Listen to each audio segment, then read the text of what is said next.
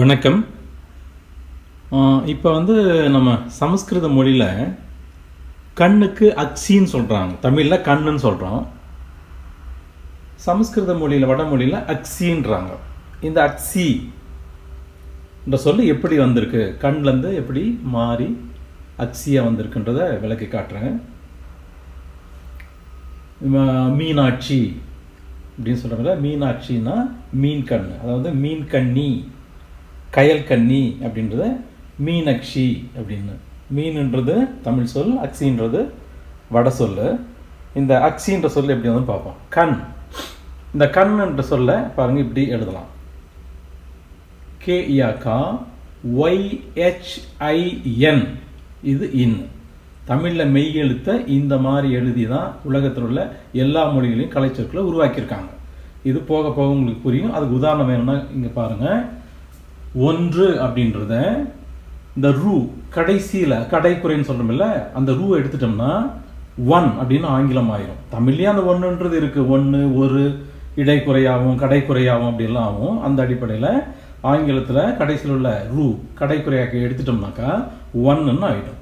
அந்த மாதிரி அரிசியில் முதல் எழுத்தை நீக்கிட்டோம்னா ரைஸ், ரைஸ்ன்னு ஆங்கிலம் ஆயிரும்.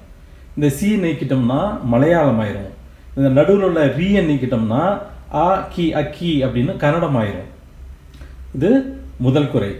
இந்த ஃபினிஷ் மொழியில் பார்த்தீங்கன்னா ஒன்றுக்கு அதுக்கு முதல்ல இருக்கிறத ஓவும் எடுத்துருவான், கடைசியில் ரூவும் எடுத்துருவான். வெறும் ஹின்னு மட்டும் இப்படி எழுதுவாங்க.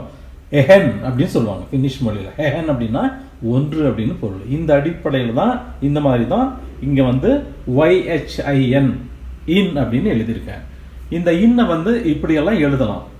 IN போட்டு எழுதலாம், EN போட்டு எழுதலாம், NE போட்டு எழுதலாம், YIN போட்டு எழுதலாம், YHIN போட்டு எழுதலாம், YHEN போட்டு எழுதலாம். இதெல்லாம் உங்களுக்கு தொடர்ந்து என்னுடைய காணொலியை பார்த்துவாங்க. அப்போ உங்களுக்கு புரியும். தமிழ்லையும் இந்த அடிப்படையில் தான் கலைச்சொற்களை உருவாக்கியிருக்காங்க. இப்போ உங்களுக்கு இந்த YHIN ஒரு மெய் எழுத்தை 4 எழுத்துக்கள் போட்டு எழுதியிருக்கின்றது உங்களுக்கு விளங்கி இருக்கும். இப்போ கா இன் அப்படின்னு கண்ணுன்னு எழுதியாச்சு. இதை 2 பிரிவாக பிரிச்சுட்டு இந்த இப்படி எடுத்துக்கணும். AK அக், எஸ் இது எகர சகர திரிபு. அதாவது இந்த பாருங்க, எருமையூர், மைசூருக்கு பழைய பேர் எருமையூர். இந்த எருமையூர்ன்றதுல இந்த எகர சகர திரிபின் அடிப்படையில் இந்த ஒய் எஸ்ஸா மாறும். இதுக்கு ஏற்கனவே நிறைய உதாரணங்கள் காட்டியிருக்கேன். அந்த அடிப்படையில் இந்த ஒய் எஸ்ஸா மாறி இருக்கு. இப்போ AK SHI இதை 2 பிரிவா பிரித்து கொண்டு கீழே கூட்டி எழுதணும்னா அக்சி அப்படின்னு வரும். அக்ஷின்னா கண்ணு.